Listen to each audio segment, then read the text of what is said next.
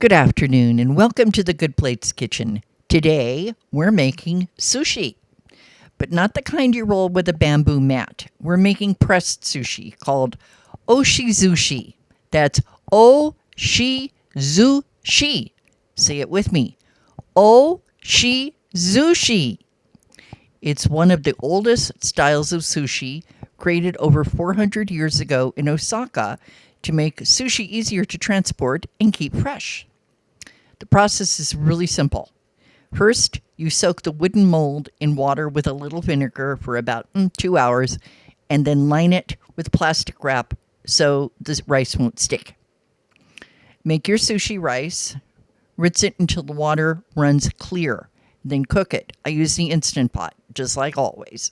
And here's the important part. Let it cool in the refrigerator, not on the counter.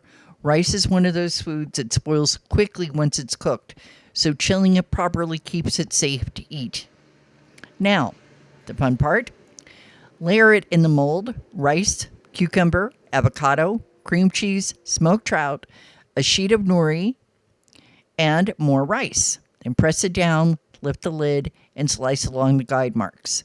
It comes out neat, even squares of sushi, and sprinkle it with sesame seeds.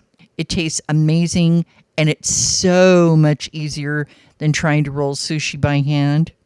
And the best part, you can fill Oshizushi with almost anything you like. Thanks for listening. This is Adrienne from The Good Plate. Ever forward, ever flavorful. Yum, yum!